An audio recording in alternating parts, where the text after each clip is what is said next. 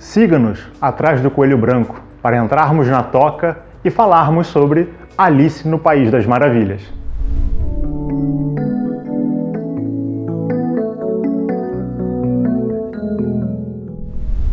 E Alice, embora não seja um conto de fadas, talvez seja uma das histórias que mais tem simbolismos, né? A gente poderia ficar aqui dias conversando sobre cada detalhe, sobre cada coisa. Pelo menos uns 4 programas dá pra fazer com certeza. Com facilidade. Com certeza. Né? Inclusive, se você gostar desse e já quiser deixar a sugestão para os próximos, você já pode deixar por aí.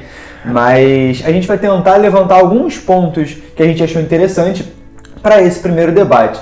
E acho que uma primeira ideia legal para se trazer é justamente sobre o perfil da Alice, né? Então, no filme a gente vê muito bem isso, que logo na primeira cena ela está conversando com a irmã dela enquanto a irmã está lendo um livro. Mas a Alice não acha muito interessante aquele livro, ela não vê muita graça. Ela diz que um livro que não tem gravuras, que não tem diálogo, que não tem uma história de fato, é um livro que não a interessa muito, não faz muito sentido. Não toca, né? Exatamente, não mexe muito com o que tem dentro dela, né? Não conversa com aquilo. E claro que dá pra gente derivar muito, mas um ponto bastante interessante sobre isso é que demonstra que a Alice é uma menina, uma pessoa que gosta da vida. Ela gosta das coisas práticas, ela gosta daquilo que conversa com o que existe no dia a dia dela, o que existe de mais palpável na vida. E um livro puramente teórico não faz muita diferença para ela. E é justamente por não estar atenta àquilo que a irmã estava falando, é que ela consegue perceber um sinal, é que ela consegue perceber um chamado que é demonstrado, que é trazido através do coelho, um coelhinho branquinho, bonitinho, que passa correndo com bastante pressa. Estou atrasado. E é interessante porque, seguindo isso que o João acabou de falar, né, a Alice é uma menina de fato que se interessa pela vida, né, ela não se interessa por teorias, ela quer prática, e ela então, ao ver aquele coelho, ela na mesma hora vai atrás do coelho. Que negócio é esse, né? Não é todo dia que você vê um coelhinho vestidinho, né, com um relógio, desesperado, depressa, correndo por aí, né? Então ela vai atrás e ela vê que o coelho entra numa toca. E aí é interessante essa parte, né? Porque quando a gente parava pra pensar na Alice, por que o escritor, né, o Lewis Carroll, escolheu justamente falar sobre uma menina, né? Ou no caso, uma criança, né? Porque justamente a Alice, ela nos lembra da nossa parte infantil. Não da parte infantil de quando a gente necessariamente era uma criança, mas da nossa parte infantil que a gente ainda tem dentro de nós hoje em dia, embora não demos muita bola para ela, não demos muita voz a ela, né? E o que é essa parte infantil? É justamente aquela parte que não está cerceada por traumas e medos da fase que desenvolvemos na fase adulta, né? Então, assim, a Alice, ela olhar para aquele desconhecido, olhar para aquela toca, ela simplesmente vai, ela não pensa. Ela se joga de cabeça. E aí você pode parar para pensar com a lógica adulta, né? Com a nossa lógica, né, madura, do tipo, cara, ela é louca, ela tinha um buraco no chão, ela não sabia onde esse buraco ia dar, ela não sabia de nada. Eu nem se ia conseguir sair, né? Não sabia nem se ia conseguir sair, não era nem pra entrar no buraco, ainda mais pra jogar de cabeça no buraco, né?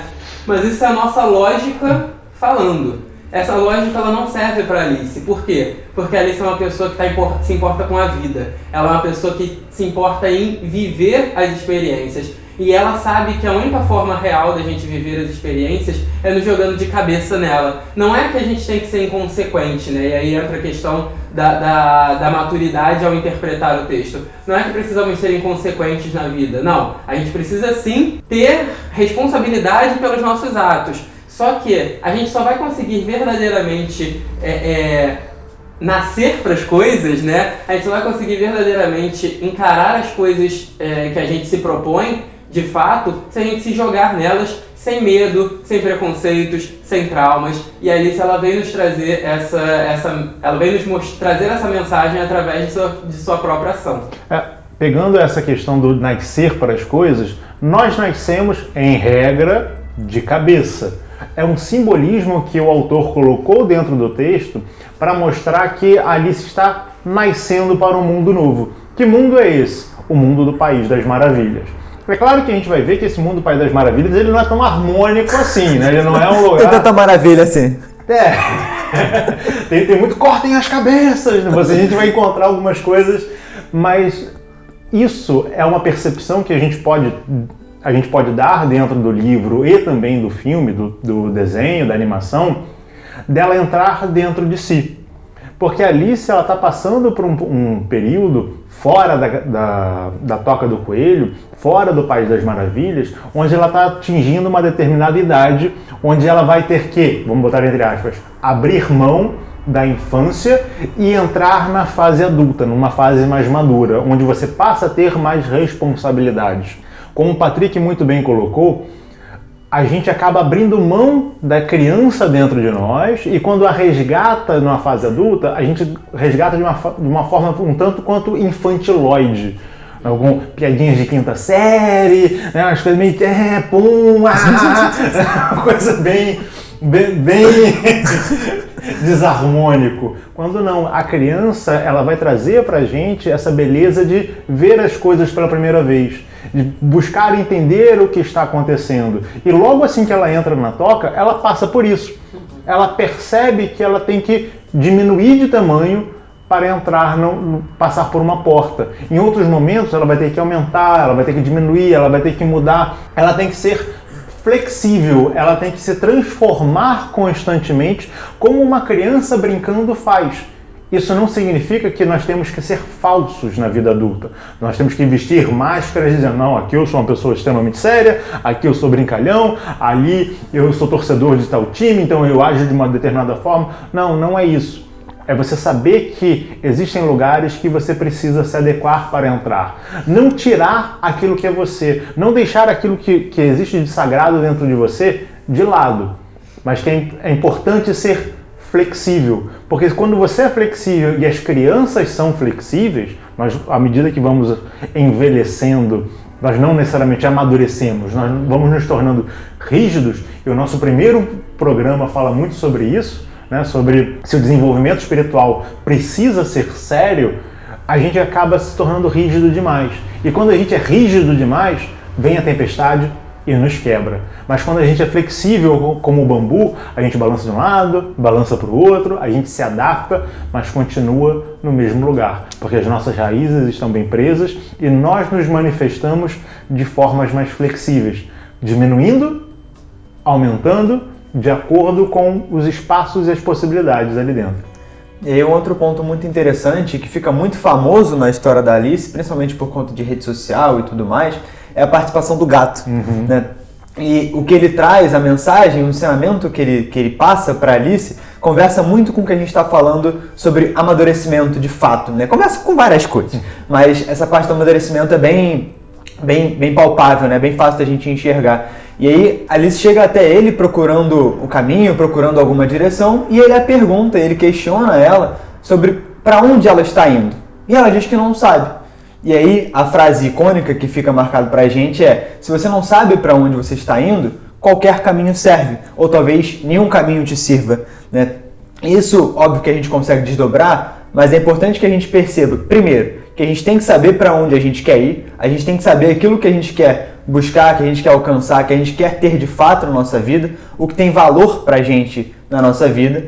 E uma outra coisa que também é tão importante quanto é saber aonde a gente está, é saber como está a nossa vida nesse momento. Porque se eu sei para onde eu quero ir, mas eu não faço ideia de como eu estou agora, eu não vou conseguir construir um caminho, eu não vou conseguir criar uma linha que liga dois pontos, porque eu não tenho esse primeiro ponto. E você vai se frustrar absurdamente, porque você fala, eu quero ser uma pessoa boa, mas você não repara, por exemplo, naquilo que você entende como errado. Quando você cometeu algum erro, você fala, nossa, que absurdo, que pessoa horrível. Que pessoa horrível, mas eu quero ser tão bom, mas eu não consigo, que dificuldade. Claro, você tem que olhar para você tem que olhar para a sua sombra, né? Exatamente, e muitas vezes você não enxerga aquilo que você já faz de bom também, né? É muito difícil mapear. E aí o Paulo trouxe essa coisa da sombra, e de fato a sombra está ali para mostrar o que a gente não enxerga, ela está ali para nos convidar a nos conhecermos um pouco melhor, a mergulharmos dentro de nós. E a história da Alice como um todo, ela fala sobre esse mergulho interno para a gente entender o que está acontecendo com a gente. Literalmente sair da superficialidade e adentrar na profundidade das coisas, né? Que é uma coisa que a gente não faz com muita frequência hoje em dia na sociedade, né? A gente vive muito no superficial, nas aparências das coisas e não aprofunda, não chega realmente no cerne daquilo que a gente está tendo contato, né? E a Alice não, a Alice ela vai até o cerne, né? E dentro desse mundo das fantasias, né, desse país das fantasias, a gente percebe justamente, até por tudo que já foi dito, que que ele não segue uma lógica muito padrão. Ele é um mundo onde as coisas são muito diferentes do mundo que a Alice está acostumada, né? Daquele mundo lá da Inglaterra, da onde ela vivia. E o interessante também dessa parte do gato é justamente quando ele vira pra ela e fala que ela é louca, né? E ela questiona assim, né? Como assim louca, né? E ela, não, todos nós somos loucos aqui, né? O gato fala pra ela, todos nós somos loucos aqui. Se você está aqui, você também é louca, né? E é interessante essa ideia do louco, porque se a gente entende que o louco, né? A loucura dentro de Alice é justamente não ir ao encontro daquilo que é lógico, daquilo que a sociedade, daquilo que o grupo, né, aceita como verdade. Então, de fato, todos nós precisamos ser loucos dentro de uma sociedade que se encontra perdida, que se encontra deturpada. Por quê? Porque a lógica daquela sociedade, a lógica daquele meio no qual a gente se encontra, é uma lógica distorcida, é uma lógica que não segue a razão. Então a única forma de nós buscarmos verdadeiramente sermos pessoas racionais, buscarmos verdadeiramente aquilo que é certo, aquilo que é verdade, é rompendo com esse modelo, com esse sistema e naturalmente nos tornando, para aquelas pessoas, loucos, pessoas que não seguem aquela lógica vigente. Até porque quando a gente para perceber a nossa sociedade, o conceito de normalidade é uma coisa abstrata. Você não vai encontrar ninguém que é normal. Todo mundo tem uma ideia do que é normal, mas ninguém se encaixa perfeitamente naquela ideia. Ou seja, todos nós temos um quê de louco ali dentro. Mas a gente abre mão de parte dessa loucura para viver em sociedade e não tem problema nenhum em fazermos isso. O grande problema que é a crítica do conto é o que você abre mão para viver em que tipo de normalidade. Se você vive numa normalidade onde a criatividade é deixada de lado, talvez não seja uma sociedade na qual você queira viver. Se você abre mão da ideia de uma liberdade ampla, e é importante você dar uma olhada no nosso vídeo sobre liberdade para entender o que a gente está falando como liberdade ampla, para viver numa determinada sociedade, talvez não seja esse tipo de sociedade que eu queira viver. Então é importante você saber qual é a loucura que tem dentro de você, mas essa loucura que você quer transformar em normalidade. Uma forma de você entender um pouco disso é se inscrevendo no canal, porque a gente tem muitos vídeos para você ajudar nessa questão de autoconhecimento e dando uma olhada também em catarse.me/pedra de afiar. A partir de R$15 você consegue ajudar a gente a manter o canal, o nosso projeto e deixar todo mundo um pouquinho mais louco, né? E até a próxima. Tchau, tchau.